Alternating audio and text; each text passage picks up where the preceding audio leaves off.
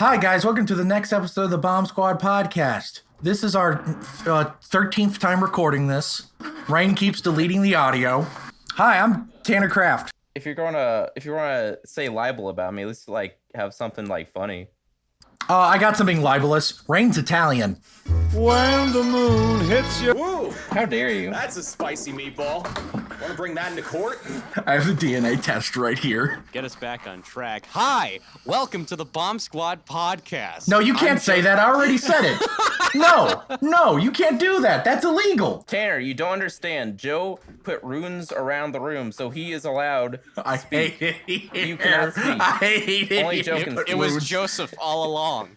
We're here to talk about episodes 8 and 9 of WandaVision. We have our usual cast of hosts, but if you could see here, we have a new face.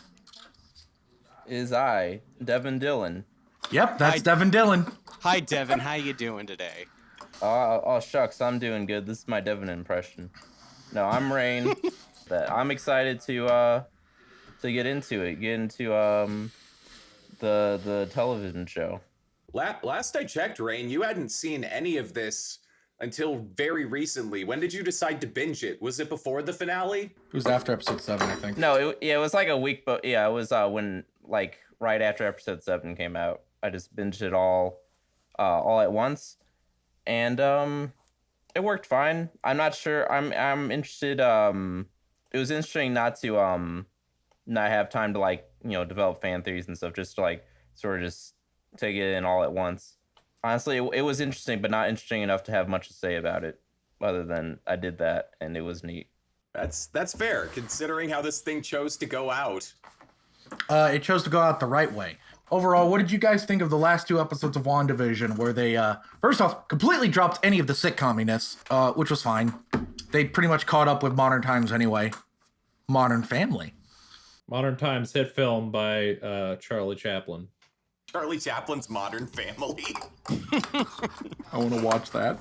I understand the decision, although part of me was a little disappointed because, personally, I'm someone who just cannot stand the standard Marvel aesthetic, the way they decide to shoot their stuff more often than that. So all the earlier episodes, seeing them sort of recreate styles from older decades, it was an excuse to see their character development of a Marvel story, which is usually strong and I like, but I don't have to look at it. It doesn't have to look like a Marvel show, which is usually a bad thing in my opinion. So then, by the last couple episodes, that was no longer a thing, which made me a little sad. Yeah, I mean, that was more or less what I was kind of expecting based on the articles and stuff that I had been seeing. They were basically saying last 2 episodes or whatever the fuck, they're gonna be a full Marvel movie, which I think episode 8 did it well. It balanced it out fairly evenly, but it was that those 2 episodes are basically 2 halves of a Marvel movie. So I mean, it was what I expected. It was fine. I don't think I enjoyed it quite as much as the first 7, which were the build up, but it was a payoff. It was fine. Oh, it paid off all right. Brennan, go! I've actually got people coming in right now. Sorry. So I'm at my mom's, by the way, for the audience. I'm in Iowa recording this. This was after Brennan Googled Gizmo. His mom came over and dragged him back to Iowa as punishment. I actually showed her that. She got a chuckle out of it. As far as my opinions on these last couple of episodes, they're fine. They didn't go all out like I was kind of hoping they would. Kind of like everyone said, it's basically just your typical Marvel movie, Marvel ending. I will say I liked one half better than the other, but it's not to say that the other half that I wasn't that big of a fan of was bad. It was fine. I'm honestly kind of very down the middle on how this whole thing ended. Because a lot of people are putting down these 2 episodes. I gotta say, other than the fight scenes that were kind of meh, I thought I'd say quality wise, this was as far as character stuff goes and writing, I'd say this was about on par with all the other episodes probably. arguably, just to give these episodes a little bit of a defense. Oh, trust me, it's gonna get a lot more than a little bit here soon. Okay.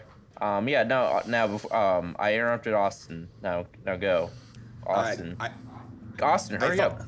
Austin, just go already. Austin, we're all waiting.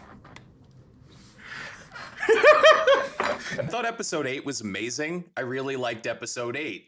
It was a really good time, and I was excited to see the show do everything it did in episode 8. Then episode 9 and just bitch slapped me across the face like, fuck you, this is gonna be bad. And I was just sitting there eating a burrito, and I was like, no! So we know what you think about Star Wars. Now tell us what you thought about WandaVision. I was gonna make that joke, and then I didn't. I was gonna say Zack Snyder took over directing, but that was better. Episode 9 was by far the best episode of the show, and if you disagree, you have dumb baby poo-poo brain. All right, Tanner, I'm off the bomb squad. Everyone goes to Tanner's house to beat the shit out of me. Yeah, I'm out too. I don't even have a strong opinion on this. All right. It's just enough. So since we all gave a little bit of our takes on these two episodes, I'm going to be honest. I saw episode 9 yesterday, so I remember it pretty well. But episode 8, I remember liking it. But let's get into episode 8. Like, you know, what happened? Because So you can remember what it is? Yeah, I had feelings and thoughts on it, but I'm trying to remember, like, what the fuck, even, you know. So someone do that now, please. Austin, go! Episode 8 is told in a few stages. It starts off where episode 7 left off, where Agatha has introduced herself to Wanda as Agatha Harkness. And Wanda's trapped in her basement because she's got the kids held hostage. Then they go on a little stroll down memory lane, first through, you know, Cold War, Eastern Europe, and then into a Hydra. This was the best episode. What am I talking about? Yeah, it was fucking great. Yeah. Yeah. Sorry, continue. Then they go into a Hydra chamber after that. Then they go into the Avengers compound. Then they go to Sword headquarters. Then after that, Wanda drives to a house where her and Vision were supposed to live, and she makes the show happen. And then Agatha does a pullback, and she's like, this is the Holy Mountain now. We're on a set. And then Wanda's like, no, because she hears her kids outside just getting fucked over. So she pushes out the door like stage left or something. And then she's just outside of Agnes's house. And then Agnes has her kids on like doggy leashes. And she's like, you're the Scarlet bitch. And then it's over. That's a general rundown. So something in this episode that I thought it improved my opinion on some of the previous episodes was that, like, they showed her watching the sitcoms at various points. So, like, she's watching Dick Van Dyke DVDs, and then she's watching Malcolm in the Middle and the Shield Complex, and then Modern Family and whatever. So, like, it made me think differently about, like, the way that they portrayed the 80s, 90s, 2000s sitcoms. Is like she probably watched the remastered version, so to her it is 16:9.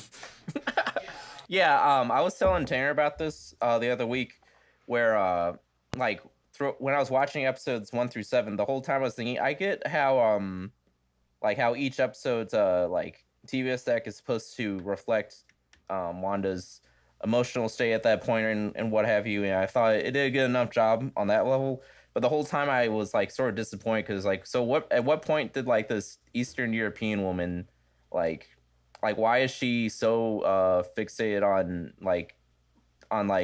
30, 40 years worth of American sitcoms? Like what's why is it a big deal to her? It just seemed like I could mostly ignore it, but I was a little disappointed there was never a reason given. Then the fact that we were given a reason, that was nice. And then honestly, like the scene with her family and then with the mom and all that, them being stuck there, like that might have been like, I don't know, that might be like one of the darkest moments like seen in an MCU thing. Like it's up there at the very least. Yeah.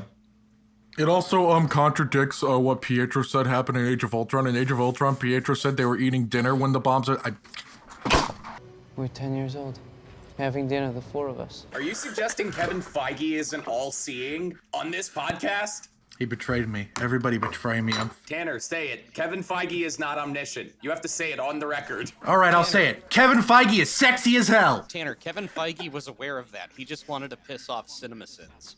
Hell yeah!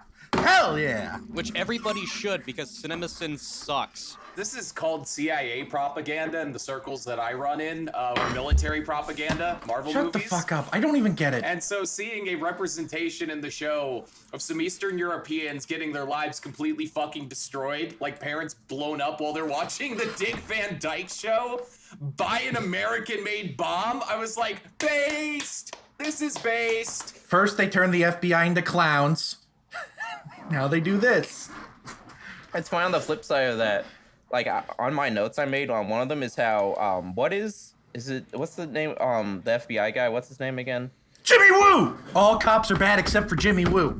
He is like the biggest threat to like he is too charismatic to be an FBI. He's a threat. Like he should not be in that role. Like I was about to like salute him like last episode. So that was propaganda, was him. Yeah, that is he is effective propaganda. Yeah, because he comes in and he busts somebody who's from a fake agency doing something the CIA and FBI would gladly do to make the FBI have a Contra that's not as bad as the real life FBI. But yeah, they did the bad appleism thing with Hayward. You know what they fucked up with Hayward? I don't know if this was revealed before episode 8, but his name is fucking Tyler. Director Tyler Hayward. They just went full stupid. He's a wall puncher. He's a fucking wall puncher who was appointed to be the top guy at Sword. Yeah. Wanda busts in, and it shows that thing that they showed video of, I think in like episode 5, where Wanda busts into the facility and fucking murders everybody and steals Vision's corpse. And then it's not what they said it was. Yeah, especially because I went back and watched the episode. All that footage shows is her breaking the door and then breaking the window and flying in. That's all it shows. I think we could say that that's the only interesting thing about his character. Like, I think we can all agree. Don't trust the media. I think we can all agree, like, the biggest like disappointment about this whole series is that guy. Like, how bland of a villain he was. I thought the same thing until episode 9, and then I loved him. Really? But he doesn't. Like, the whole time I was like, maybe he'll do something. I support shooting children. I was gonna ask if that was the case, and then Tanner confirmed it. But I agree with Rein. Hayward is the most forgettable villain in anything Marvel related. Probably more forgettable than like. Name the villain in the Dark World. Malekith. Oh fuck! I couldn't name him. At least the Dark Elf guy. At least he had like a cool design. I don't even remember what he looks like. He has a cool design and kind of a cool name, so... Hayward, he doesn't have either of those. I try to picture Malekith and all I see is Gollum. Well, at least that's something compared to Hayward. Who just looks like a conservative dentist or something. Holy shit. That is so correct! Other cool scene, the whole grief scene. It was a nice scene, although... I should have made a note about this, but like I remember like seeing some people like were like they were like treating it like it was like some Shakespearean speech. His Vision. I don't want to talk about that tweet. Please leave me alone. I want to talk about that tweet. It's time now, Tanner. Okay, so Wanda and Vision are on the bed during the 3rd stage of the grief tour, where Wanda has just lost her brother Pietro to the events of Age of Ultron, to him getting shot like a chump, and you didn't see that coming. Yeah, so Vision has to console her, and she's like, the only thing that would make me happy is seeing him again. And he gives her a speech about what grief is. And he says the line, what is grief but love persevering? And the internet had itself a whole time with this. Tanner, what did the internet do? The internet called it one of the greatest lines they've ever seen. Which, it's a pretty fucking good line. It's a good line, but yeah. Fine. I think it's on the right side of this border, but it is on the border of being a live, laugh, love poster. It's on the right side of the border, but it's close. Yeah, I see what you mean. I loved it though. I really liked the line. Pretty much all of the retweets I was seeing in regards to that were just like people going, shut the fuck up. I honestly I heard it and I was like, that's a good line. That sure is a line. And then I moved on and just watched the rest of the episode. Yeah, pretty much. Yeah, that's what happened here too. I was like, cool line. Why do you think everybody on the internet went into a shit fit over this one line? We're in almost a year straight of being in pandemic mode. We're going bananas. This might sound this will sound very like highfalutin of me and just like pretentious, but like maybe just like a lot of people who are watching this show just don't like watch a lot of other shows, and maybe like they're just, I don't know, their threshold for like what's a deep line is lower than what it should be. So they heard that like that's so deep, and then they were talking about how deep it was on the internet, and everyone who's realized it's not that deep, they were getting annoyed by the first group of people. So then they started yelling at those people, and then and this is a very common thing where the people who are yelling at about who are outraged at the outrage are like more like that outrage becomes louder than the actual the inciting incident, basically. The internet was a fucking mistake. Good God. Yeah, It was. I remember seeing some people just getting fucking furious at how often the term Lynchian was being used in regards to this show. Yeah. It was at first. By episode 4, it dropped it, but the first few episodes was kind of. I think the main point of Twin Peaks was that they were never supposed to solve Laura Palmer's death. This is in opposition to Twin Peaks. It's a 9-episode clean series that is never going to have a second season. The Who Killed Laura Palmer was really the friends we made along the way. I mean, it's fair to say it has like obviously they were inspired by Lynch for certain scenes throughout the early episodes, but like it borrows elements from his style, but like you definitely can't say it's like a full-on homage like to him or whatever. Yes, I can. I can say whatever I want. WandaVision was secretly directed by David Lynch. You can't convince me otherwise. Oh yeah, wait. Can we get to the weirdest thing about this whole series to me, weirder than any other quote-unquote Lynchian thing, is that Ross from Friends is in this the whole time, like just like as like a background character. I thought he was gonna have he was gonna be a bigger deal. What? David Schwimmer's in this? Yes, he's the mustache guy. That's not David Schwimmer! It is. The big mustache. The big mustache. That guy's nose is way too big. I could have sworn that was David Schwimmer. It's not. That wasn't. You Are thought you that was telling me? David Schwimmer? I feel so fucking bad for that actor. Thank you, Rein. I have. This is the first really good laugh I've had in a while. Hey, to be fair, I haven't seen that. That man hasn't been on television since like 2000 or whatever. So I don't know. Maybe how he's aged, like what he looks like now. I love Band of Brothers. Pornography. This actor's in Coming to America, not David Schwimmer. Oh. Dang, literally the whole time I thought it was David Schwimmer. I mean, I didn't think David Schwimmer. I thought, oh, it's Ross. It's literally just Ross from Friends in a covert operation. This makes me so happy. I thought he was going to he's in the background. He's going to be, if anything, I thought he would have been Agatha. He was the real Agatha all along.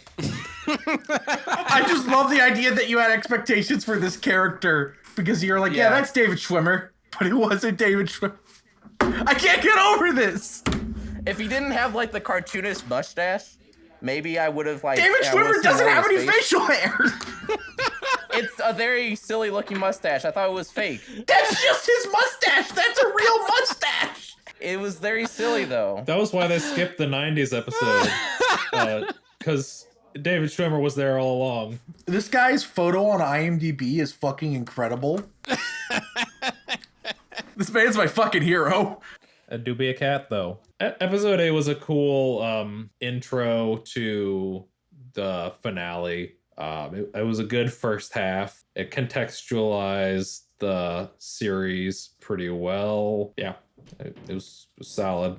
I like that there was like trauma in reserve, you know? I like that there was trauma we had just heard about, but they hadn't rubbed our faces in. That was a nice idea to sort We're of gonna make you bitches cry. We got some trauma in the chamber. So a question for, I guess, anyone, but probably Taryn, because I feel like he'd be the most, he'd know the most about this. Were people like upset like that they retconned her power, like to be like magic, like explicitly magic? Was that like a thing? I know on some deep barrows of the MCU subreddit, people were pissy that they didn't confirm she's a mutant. As a diehard X-Men fan, I really don't care. And also, it's not like it still can't be a mutant thing. Yeah. She did pick up magic really quickly without knowing spells. That could still be explained with mutant stuff. Yeah. One thing that the episode did that was kind of tasteful was when she's a little kid under the bed fearing the bomb's gonna go off, she reaches out her hands to just be like, by the end of the show, everything will be dope. And then it cuts and Agatha drags her back into reality before you can see if there's any magic going on. So it kind of suggests that she was, you know, maybe given powers at birth by a cosmic entity with a name I can't pronounce. I'm surprised we haven't made a bomb squad like joke about the bomb. Oh my Who god. am I? I am the WandaVision. That's let's make an edit of like the Stark bomb, but it's just the bomb squad bomb. We kickstarted the events of WandaVision, everyone, and just that character in general. You're welcome. It was Bomb Squad all along. It was our master plan, baby. We're fucking geniuses. I think one of the jokes that the creators had was that they were gonna give fake Pietro the worst names, because in episode 8 and 9 they give him different bad names. I got close with fake Pietro. You're Ralph Boner? Pietro? That sounds like some bullshit people make up when they're trying to like pretend they sing opera. To be fair, I saw Pietro in the MCU subreddits before the show said it. That's bad. That's wrong. That's just a coincidence, though. They filmed this months ago. Unless they've been filming this, they've just been listening to the feedback in real time and just quickly filming the episodes. I got a thing. I got a thing wrong with the screenplay. It's really strange. Monica said this before, and then in this episode, Agatha says it.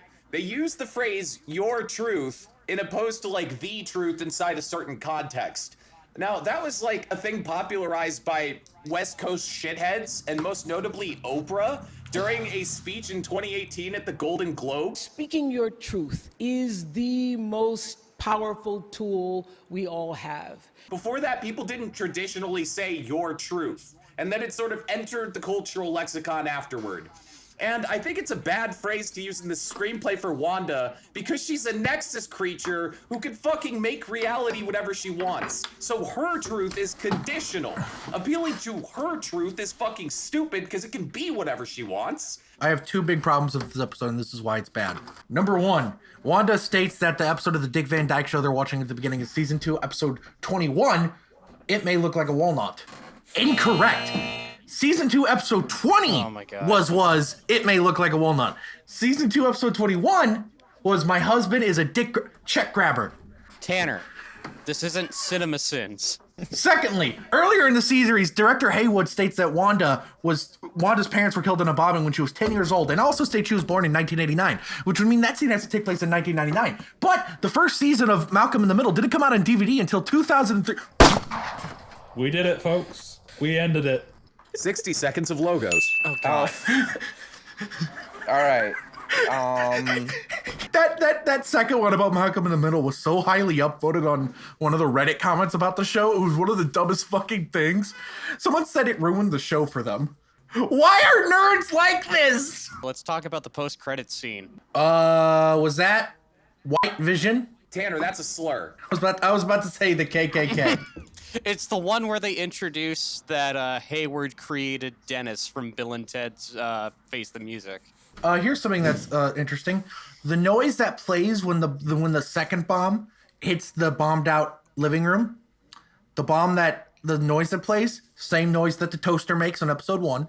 Number 2, we kind of skipped over this, but there's that part where Wanda basically unlocks her powers and she touches the stone and she like sees herself in the future, sorta. I really like the outfit they give her. Her super suit. I wasn't ready for someone to call it a super suit. Where is my super suit? Put it away! For the first time in the entire Marvel Cinematic Universe, Wanda's called the Scarlet Witch. I jumped out of my chair. I was like, she said the thing. It broke new ground. It broke new ground! I didn't realize that was. I thought she was called that a million times. No, she has never been called that in the MCU before. That was the first time. That's weird. I honestly just shrugged it off because I don't care. Yeah. Well, that's because you're a sad, pathetic person, Joe. I'm kidding. I love you. You're a happy, awesome person. All right. Let's get Austin into. looks so sad. Well, get sadder because we're talking about episode 9. The Rise of Skywalker. I really like this episode. Ignore what I said before. Episode 8's my favorite episode, but this one is a close second. I really like this episode. Rein and I talked about this immediately after I was done watching the episode. Rennick talked to me about this after I was watching the episode, but I just want to say this now before either of those two fuckers say it. If you want to compare this to a previously existing superhero property, it is most similar to the 2003 Ang Lee Hulk movie. Fuck you, Tanner. I had the thought first, Rennick. I wanted to say it. Should have said it first then, buddy. Okay, Joe, then pick it up with the alley-oop. Explain to me, as someone who hasn't seen the 2003 Hulk movie since before my balls dropped, how is it like that movie? So basically we're jumping like 90 or some odd percent of the way through the episode. It's like we find out that Agatha Harkness, every time Wanda uses magic against Agatha, it kills Wanda, and Agatha wants the powers of the Scarlet Witch, and it gets to a point where she's just like, fuck it, I don't want this power, take it all, which is exactly what Nick Nolte's character from the 2003 Hulk movie wound up doing as the character the Absorbing Man. In the climax of that movie, Hulk and Absorbing Man are like fighting in a very dark lake. You can't see shit. And he's basically absorbing the Hulk's powers. And he's like, you know what? Fuck you. Take it all. I don't want this. And it winds up killing Nick Nolte in the end. And it gave us the gif of Take it! Take it all! You just watch me go! All right. This is not relaxing like Memories Cast. There is no market for like Marvel-related critical reviews because that's kind of an oxymoron. There's really nothing to like, no head, brain dead, mind empty. And so what you have to do is you have to fill the void by going, oh, about a bunch of random shit. Well, now you're just hurting me, Austin. That's sort of, I guess, like a big weakness to this episode is like a big thing I appreciate about the early episodes are when it comes to action in the Marvel movies, I feel like they're decent, they're good enough, but like they're rarely they rarely excite me. They're rarely particularly interesting. So I really enjoyed how they were able to focus a lot more on the character work, which is really strong in these movies, and less so on all the big bombastic action stuff. Whereas this final episode was mostly just big bombastic action stuff with a decent amount of character stuff, but not as much as the others. Therefore, it was hard to enjoy. I didn't think there was that much big bombastic action stuff personally. Like there was some, but I remember watching the episode. I was like, they're doing a big Dragon Ball Z thing where they do more talking about fighting than fighting. It wasn't like super severe of a case or anything like that. Although I will say, like, of all the episodes, this is the episode where I have like the hardest time trying to figure out what it's trying to say about grief. Like I can think of like a general notion for all the other episodes, but for this one, I don't know, I'm having the hardest time, I guess. Well, I can pick you up for there. This one's about letting go, quite literally. Acceptance. It's acceptance. It's letting go of your grief, quite literally. That's what that scene at the end where, it's revealed the runes and everything, but when she's just throwing it all, it's letting go of her grief. That's what I thought it was most similar to 2003 Hulk. How in the final climactic scene of 2003 Hulk, when he's like, take all my power, it's take all of the abuse you gave me, Father, all this emotional trauma, because you can't take what you gave me. It's about learning to let go and accept your pain and accept the reality you're in. And being content with it. I thought that's why I really liked the episode, not the action stuff, but because of how lovingly, accurately, and I just felt real it felt as a metaphor and quite a literalness of letting go of your grief and of your pain. And that's why I really liked it. I liked it for smart reasons, not for dumb action fight. I actually thought the fights were kind of hard to make out. Thank you, Taylor. Yeah, what I said a second ago was too hard because they tried here. That's why we keep coming back to Marvel stuff as a society, because they could just dumb the fuck out, and they put in like little slivers of thought for the people watching it so that it's not like void of all meaning. Like for instance, I think I like that Scarlet Witch in this episode finally got her wish of being able to kill Vision herself, and then it ends there, because I think a lot of her trauma came from the fact that she didn't really get to kill Vision last time. Someone came and like, you know, took that from her. She wanted to be the one who killed Vision, you know? And I thought that was such a cool special effects sequence with them like going back through all the eras as the camera spun around. I was like, this is so cool. This is way better than that one weird shot of Herb earlier in the episode where it was a really obvious green screen for like half a second. I noticed an Easter egg in this episode. Oh, what'd you notice? It's about the Iraq War. So get this, the citizens of the town are finally freed from their spell thanks to Agatha, and they all say, you know, please let us go, or if you can't let us go, at least please kill us. And Agatha has a line where she says, heroes don't torture people. So this has parallels to the Iraq War because Wanda tortured this region of people so that she could resurrect the past the way the US tried to resurrect the post-war economy by invading the Middle East. So this is technically all just about the Iraq War. You know, on that note, something I really appreciate about this series is how, like, the way they characterize Wanda, like, they have, like, these, like, dark undercurrents to where they don't, like, ever fully, justify it ever. Like, they aren't, like, they're, like, we can understand why she's doing the things she's doing, but, you know, it's not like, oh, it's okay. Yeah, they don't hold back and being like, yeah, what she's doing is fucked up. Yeah, like, it was horrifying seeing her, like what she did with Agatha at the end, where she just like Agatha, just Agatha in a really like sexy witch costume. Oh boy, we lost all our women viewers. Were there any to begin with? My mom. Oh, fair. What she did with her was just horrifying. I thought, like in any other character, like any other Marvel hero, I would be like, that's so awful. Like this is, but like with her, I really liked it because it seems like they're going to be like, they're building her up to be like this sort of anti-hero, if not like an outright villain, potentially. So I think it's kind of interesting what they're doing with her on that level.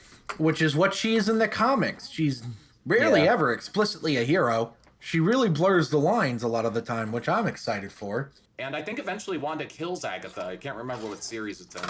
Oh God, I think she's killed her multiple times. Comics are don't read comic books. Worst mistake of my life. Comics are fun. Don't listen to Tanner. The comics are fun, but I would probably be a fucking doctor if it wasn't for all the useless brain space all this dumb comic book shit is taking up.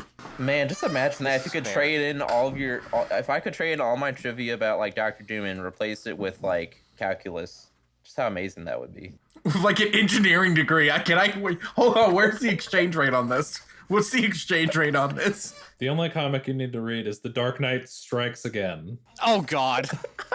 If I could trade the useless knowledge of Superman at one point in the 50s, whenever somebody would try to take a photo of him, he would shake his head really fast to hide his identity.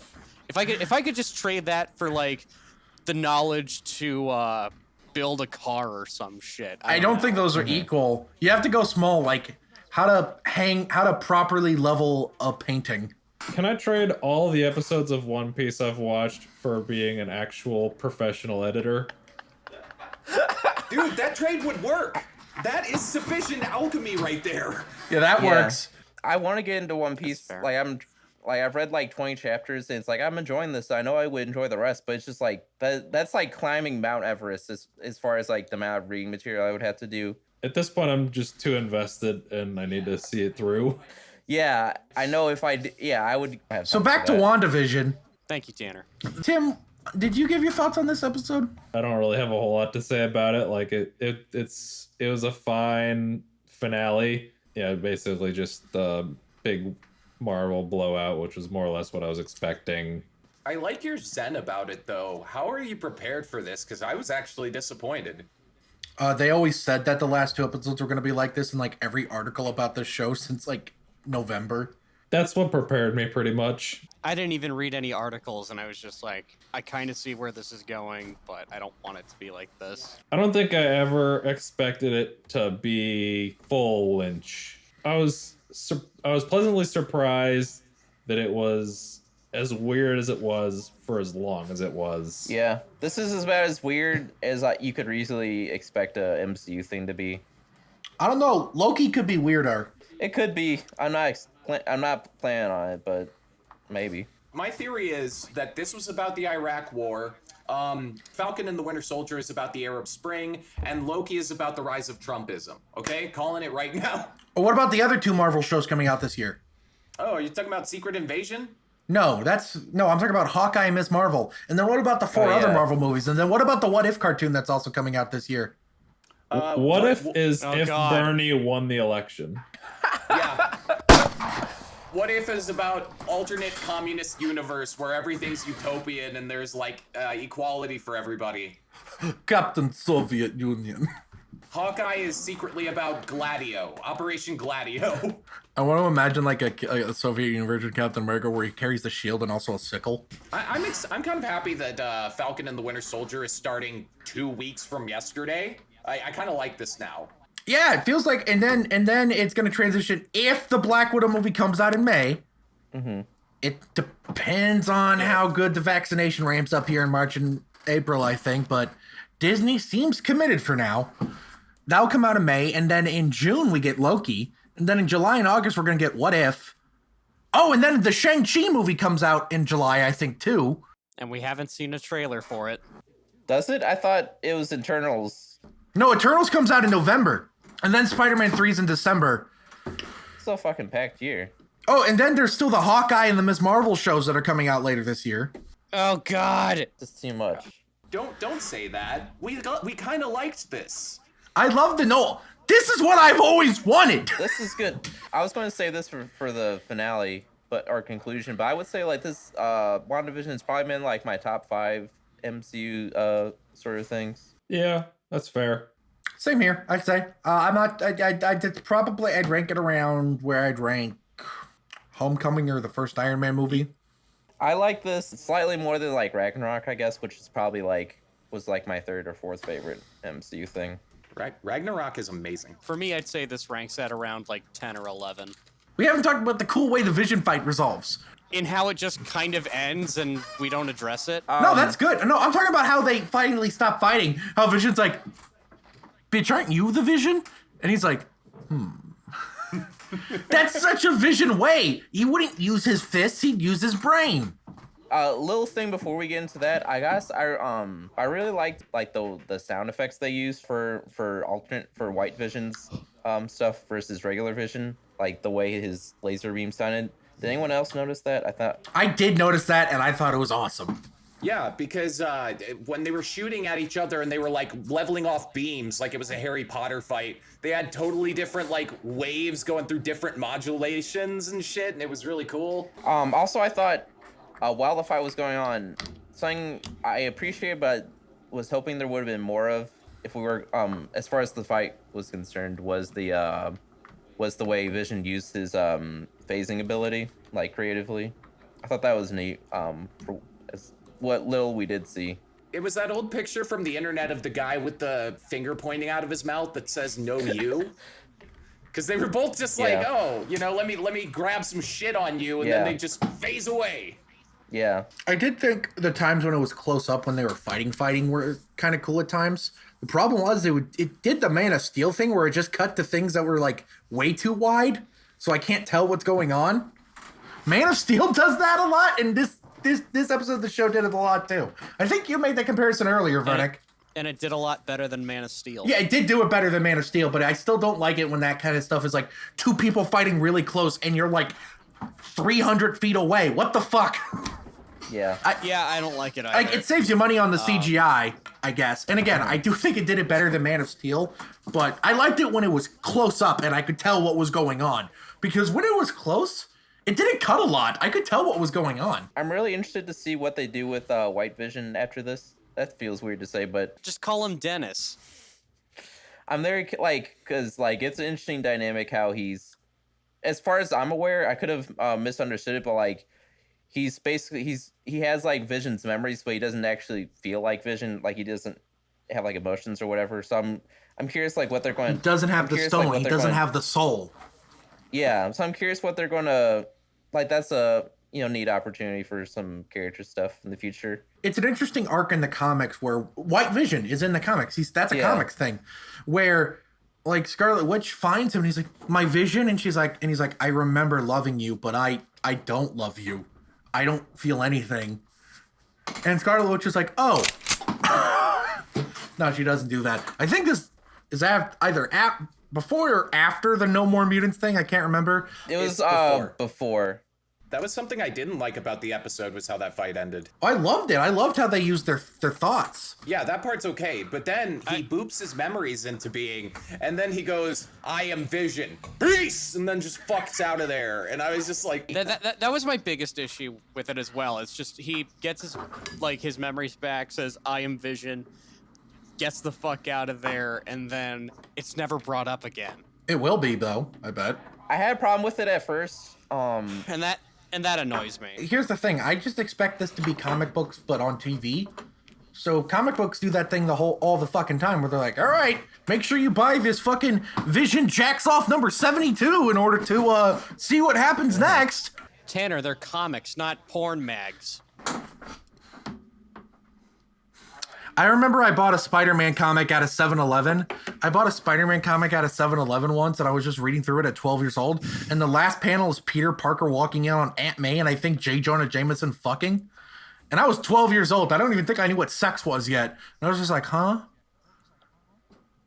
And in there's like an ad for Mega Man 5 on the NES. This was in the late 2000s, Austin. There's an ad for Sea Monkeys.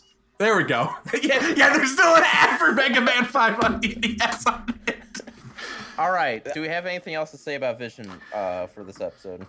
I think if they wanted to play in TV's wheelhouse, they would add an extra scene where Vision is like, White Vision is finally like hovering over some weird location we've never seen before. And he's looking at the building and he says, I'm going to become the Joker. Because that's what you do in TV. You give them one last scene where it's like, what are they up to? Where are they going? You make it mysterious enough, but that was something I felt desperately needed one more little mystery shot. Okay, so you're okay with it being left on you're okay with that plot thread not being tied up right away. You just wish it was a little more direction? Mm-hmm, yeah. Okay, that's fair. Yeah. That makes sense. I mean, another thing, she only trapped Agatha for all of 10 hours? Because Agatha, to my knowledge, and anyone, only is under that spell inside the hex. And then the hex goes whoop. And so what happened there? Is Agatha fine? That's an interesting question. By the way, we haven't talked about this enough. Can we talk about how awesome Catherine Hahn is as Agatha? Oh yeah, she's so much she is such a fun villain. I'm so glad they didn't kill her off. So for a while, I was a little disappointed at first when I found out, she's the villain, because I really like the idea of there not really being a villain. It's just like it being Wanda, like her going through her grief and just sort of her personal demons and all that. I don't know. It was a lot easier for me to accept this is the direction they're going, which is how fun she was as a villain. She just really chewed the scenery, and it was great. Catherine Hahn needs to play more villains. Mm-hmm. Absolutely. Just stop being in comedies, because none of the comedies that she's in are good. Just play villains. Yeah, this was A1. Knocked it out of the park, I thought. She's and I was afraid they were going to kill her, but they didn't. And I think the show's unclear about whether or not that spell Wanda cast on her will continue to work or not. Because the show wants you to believe that it won't, given the previous rules of the Hex. But then at the same time, wouldn't Wanda have thought of that? The answer is the next director or writer or whatever for the next movie that's going to use her, and the rule is whatever they decide. Yeah. Oh, the Hex wore off after a while. That's fine, and I like that they're leaving more creative freedom in the later when they do decide to bring her back. I'm glad Marvel seems to have stopped killing their villains all the damn time. Mm-hmm. Same. Yeah. Yeah. Wish they didn't kill Killmonger though. Bring back All my right. boy, Justice for Killmonger. I saw an interesting thing. This is a little bit of a tangent, but it is too bad they killed him off because, with the passing of Chadwick Boseman, they would not have done. They wouldn't do this because it would be too controversial. But it would be interesting if they would have had like a redemption arc for his character, where like if they wouldn't have killed him off, because he's the only person with the heart herb energy, and he technically has like right to the throne. Like if for Black Panther 2, it would have been like his redemption, like having to like try and. I saw someone say this isn't like my idea, but like have it be about him having to like try and recover another one of the heart herbs or something, and like it's sort of. I think that would be an interesting direction. God, I can just imagine all the white people complaining about the guy trying to start a race war getting a redemption arc. Yeah, they would not do it, but I think it would be interesting. But anyway, I just wanted to vaguely related tangent back to WandaVision. Big laser battle. I was a big fan of the Hex reveal. I thought that was a fun callback. Then, the Take It All stuff, that was fun. Otherwise, I think we'd all agree it was kind of pretty meh, like up until that point as far as... like the actual action stuff was so-so. Yeah, pretty, middle of the road. I did like the rune reveals, though. That was sick as hell. Oh, yeah, another thing. So I really like how they're bringing back Wanda's like mind control power, especially with how they're just letting her be like this dark character. It was so fun how seeing that fight in the witch place, in the flashback in Agatha's mind, and then seeing the zombies come out, and then the whole time I was thinking, oh man, it's like it was giving me Sam Raimi vibes too a bit, especially with the whatever the magic book calls, saying, oh, they're just setting up the Book of the Dead and all that. Like I'm sure Sam Raimi's gonna have fun with that in Multiverse of Madness. There's even a Sam Raimi reference in the episode. Is there? Oh, what was it? Did you notice the theater marquee? Oh, right. Oz the Great and Powerful. Yes, I forgot it, but yeah, that was cool. Which, by the way, speaking of references, remember earlier how I said the house they filmed WandaVision is the same house that was in National Lampoon's Vacation? Do you guys remember during the Vision fight scene or one of the Visions threw the other Vision into an RV? Oh, is it the same RV, like the wood paneling? It's not the exact same RV because I think that RV was down, but it's designed to look like Cousin Eddie's RV. That's funny. Which is fucking amazing. I would not expect WandaVision to reference National Lampoon's Vacation. Did you guys notice the internal callback? When Jimmy Woo escapes from his handcuffs, he says, "Flourish," which is the same thing Vision says in episode 2 each time he performs a magic trick. Flourish. Oh, I was wondering why he said that. Yeah, that's why. It probably would have hit harder if I had gone back and rewatched the whole Pulse season before that. I don't know who said this, but the Wizard of Oz callback, that was neat too. Oh, yeah, the boots! Where they had the shoes under the car. Yeah. You got to think about it like this. So they had $150 million for 9 episodes of a show. And Kevin Feige did some misdirection where he's like, oh yeah, we spent $25 million an episode because idiots want to like divvy it up evenly. What they did was they spent less on earlier episodes, more on now. But I guarantee they did not have the normal amount of money to do a full-blown like cooperation with ILM and like Digital Domain and all those usual fuckers. And they had less money than they're used to for like big finale scenes. So they were like, okay, let's flip a car upside down. That'll be cool. And then the rest of it can be like CG doubles doing lasers and shit. Yeah, as far as like a finale on a TV show, it was pretty fucking good. They have to always figure out a way, because I think they're doing 150 million on all of these shows. So they have to figure out a way to make the earlier episodes watchable and then save up, because I wonder if all of these shows are going to have that like same exact thing where the last episode is about an hour long and it's just a typical Marvel beat-em-up movie. That may be eternal. That may be the blueprint. Well, we'll find out when we see Falcon and the Winter Soldier. Yeah. Which, I have a hard time imagining that one specifically being like that. I have a feeling that one's going to have like, my guess is that one's going to have like a little bit of action throughout, like a decent chunk. That one's going to be more, I think it's probably going to be like Winter Soldier, I think. Yeah, grounded and all that. It's also apparently going to explore race in America, according to Kevin Feige and Anthony Mackie. We'll see. We'll see. Here's my fucking call about that. They have 8 action-packed episodes, and then the final episode is just Anthony Mackie and Flag Smasher, and there's a carousel, and Flag Smasher has a couple of world bankers held hostage, including his dad or something, and he's like, why shouldn't I kill these bankers? And Anthony Mackie's like, because baseball, in the American way, and freedom of speech. And then he beats the shit out of Flag Smasher, and he's like, how's that for communism? I didn't realize Flag Smasher was going to be in that. Or was that a bit? No, Flag something is going to be in the show.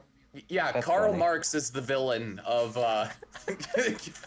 Falcon and the Winter I know Soldier. they're using U.S. Agent, so like they're going to have like the whole It's going to be the Who's Captain America because the government wants their cap. They don't want to let a fucking black guy be Captain America. I mean, come on. I honestly think that's an angle they're going to go at. That's like part of the reason why the government isn't. We'll see how tastefully they do it. I feel like it won't be the worst like you would expect from like a big blockbuster studio. Like it'll be a fair bit better than you would expect by those standards, but still won't be like great. That's my prediction. I'm looking up the showrunner for this show and if he's black or not. It'll be good by blockbuster movie standards. Oh. Well, according to IMDb, there's only going to be 6 episodes of Falcon and the Winter Soldier. That does explain a lot, because from the trailer, it looks like they have mostly action scenes. Ah. The showrunner of Falcon and the Winter Soldier is one of the showrunners for The Handmaid's Tale? No!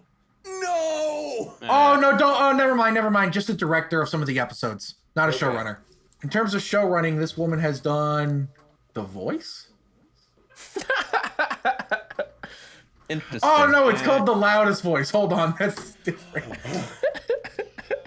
While Tanner looks up all this information, can I ask you guys, am I the only one that's excited that, or well, not excited, happy that Falcon and Winter Soldier is only 6 episodes? Of all the shows, it's the one I'm the least interested in. So yes. I'm not gonna watch it, so sure. I'm not excited or unexcited. I do think it's interesting. I don't plan on watching Falcon and Winter Soldier like I did WandaVision, because I just have no interest. I thought you said you were interested.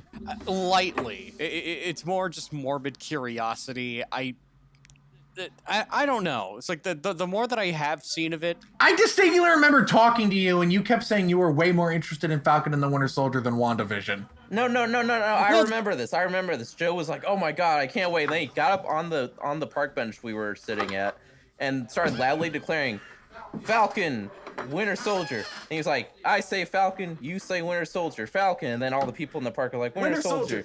And then he like tore his shirt open. And like beneath all the chest hair was which was red, white, and blue, of course. Underneath all that was Anthony Mackie and other guy Sebastian Stan. Tattooed onto his chest. Oh, Christ. I'm excited to see Zemo come back in Falcon and the Winter Soldier. That should be cool. Oh yeah. Well, I hope they. Yeah. I'm curious, like. Austin, what was that face? Who the fuck is Zemo? Civil War villain. What I liked about Zemo, sorry, I'll try and make it quick. In Civil War was like how he was like the most uncomic book villain. Like he was just a guy who just like had a bone to pick. Like, and there was nothing flashy about him. I really like that. So it's, I don't know, just be weird seeing, because what I'm assuming they're going to do is they're trying to mix his current characterization with how he is in the comics. So I don't know, I'm curious, like, if they'll be able to do that in a satisfying way, or at least a way that I'll find satisfying. Which is weird because Zemo didn't have like a weird comic book fan backlash to his MCU adaptation, like say for instance the Mandarin did. Yeah. I think people were fine with how Zemo was in Civil War. From scene 1, he wasn't like comic Zemo, I guess is the thing. Whereas in Iron Man 3, they built him up until like like an hour and a half in to be a big deal. And up until they revealed he's an actor. It's Trevor. I didn't mind that reveal, for the record. But anyway, yeah, so back to WandaVision. What did we all think of WandaVision? I loved it. I enjoyed it a fair bit. It's probably like my 4th or 3rd favorite MCU thing. And My favorite scene from for episode 9, I didn't get to mention it, but I really loved the scene where Wanda had to say like goodbye to her kids in Division. I thought that was pretty tough. Powerful. I probably overall enjoy the earlier episodes when they're aping the TV styles and stuff. I thought that was more fun, where it was telling us about Wanda's story while at the same time being on their own like decent episodes of the stuff they're trying to they're like calling back to. I loved it. I thought it was an interesting exploration of grief, trauma through a superhero lens, and I thought it was very effective. Tim? Yeah, I mean, I was pleasantly surprised. I didn't have really many expectations going in, and the like first 3 episodes were a nice build up to what was going on, and then episodes 4 through 7 kind of capitalized on that, and then episodes 8 and 9 were, I mean, the expected Marvel finale. Overall, it was fun. I'm excited to see what Raimi does with the Multiverse of Madness, how this plays into that. Hard agree. Yeah, I mean, yeah, as someone who's just kind of more or less not super invested in MCU stuff anymore, like this was a cool one to get into. Joe. Me? Okay. All right. I thought it was fine. I think going in with almost no expectations very much helped it. Because, I was not looking forward to this. It was not on my radar, especially because I was just kind of done with the MCU by the time Endgame happened. Because I just kind of ended it there. So going into it, no expectations. It had an interesting start, had a pretty good middle. Unfortunately, towards the end, it kind of divulged into the typical Marvel stuff that I don't really care for, which kind of had me a little bit sad. But overall, the journey was pretty nice.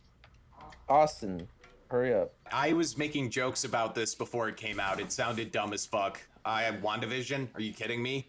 And then they did something that I think is really important in the Marvel universe, where they were able to create a situation where it wasn't just a clusterfuck of game-breaking characters, just like a billion all-powerful beings who can do crazy, insane shit. They with Westview and the Hex, were able to put me back into a thing where there were some stakes. I kind of knew what was going on and I didn't know what was going to happen, and that was really refreshing. And then little by little it was snatched away from me as the episodes went on, but even up to the penultimate episode there was some shit that I really liked, and then it ended on some shit that might as well have just been like a second-rate Marvel movie. But I think if this is how Marvel's going to do TV, I got a lot more out of it that was good than bad. So now I'm excited for their other shit, and I'm happy because there's a lot of their other shit coming out. So much. Not enough. I want Marvel every day of the week. I want Marvel 24/7. I want to be drowning in Marvel. Give me the Marvel, baby. The project I'm most excited for coming up is probably Loki. I married a Tumblr guy, so yeah. You made a right choice. When Loki comes out, my boy's coming home with just 2 bottles of lube, and he's like, he's just gonna toss them behind him. Pray for me. Yeah, I'm excited for What If. That seems like it'll be interesting, and like I like animated stuff. Yeah. So that makes it a little more interesting to me. That'll be like the last thing with T'Challa, it sounds like, because that is the last thing. That is going to be Chadwick Boseman's final appearance in anything, because they recorded the audio for him like forever ago. So then objectively it's the best. It better not suck. Well, the episode he seems to be in is What If T'Challa was the Star-Lord? Oh, that's weird. Which, that just sounds dumb. And not even the fun kind of dumb. Imagine fucking your send-off to this famous actor being some dumb space adventure. They didn't know he was gonna die! With robots. I mean, I'm talking about Orson Welles in Transformers the movie. Oh, okay. What? Ethan's gonna kick your ass for insulting Transformers the movie. I never Ethan would fucking real- loves that movie. I never would in real life. I'm trying to imagine what, like, that doesn't seem like a very, like, it could be good, but I don't know, it just seems like a very weird, arbitrary what if concept. Hey, more Rooker. That's all I care about. More Rooker, baby. I don't know, like, how are they going to keep the world, like, how are they going to transfer They the just wanted to be Wakanda like, stuff? what if Star Wars was black, but they couldn't say that, so... So they were just like, what if T'Challa was Star Wars? What, couldn't they have just been like, what if Chris Pratt was black? That could have been the episode title instead. That's what it should have been. More Marvel, more all the time. Thank you guys for tuning in to all of our episodes of the WandaVision podcast that we, all the episodes of that. We may do something for Falcon and the Winter Soldier. It depends on how many of us watch it. We'll see. It's very weird to say this, considering how much I enjoy it, but I'm probably like the second biggest Marvel fan of the five of us. At least Marvel Studios. If we're talking about comics, I might put Rennick above you, but... Yeah. I imagine it's not going to have the twist and turns WandaVision had. Yeah, I was about to say, let's see what the first episode or two is like. If it's just going to be like, here's more of like Captain America, the Winter Soldier, but like 6 episodes of that. Maybe it's going to be like crazy discourse stuff. Like maybe they are going to be really like they are actually going to be actually political. And then we'll imagine if like Falcon just walks on screen and is like, I got the files here. The FBI killed MLK. Yeah, if they do that, then I think that could warrant... We got his ass. I think that could warrant multiple podcasts. But if they do that, all right. If Anthony Mackie comes on screen and says the FBI killed Martin Luther King Jr., we will do a podcast for every episode of Falcon and the Winter Soldier. I'm going to go off the thing that Tanner was going off. It's like the first episode ends with Anthony Mackie walking into the frame saying, all right, FBI killed MLK. What if every episode just ends like that, where he just reveals something new? All right, I got the files. Enya caused 9/11. I have it right here. W was flying the plane. George H.W. Bush Sr. signed off on the Tuskegee syphilis experiments. I got the files. The government was behind Blink 182.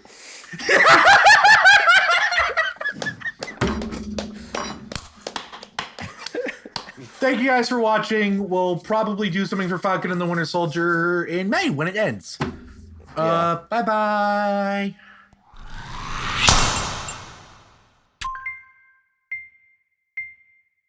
Just slid my ticket across the table and I said, sorry guys, I gotta see about a girl.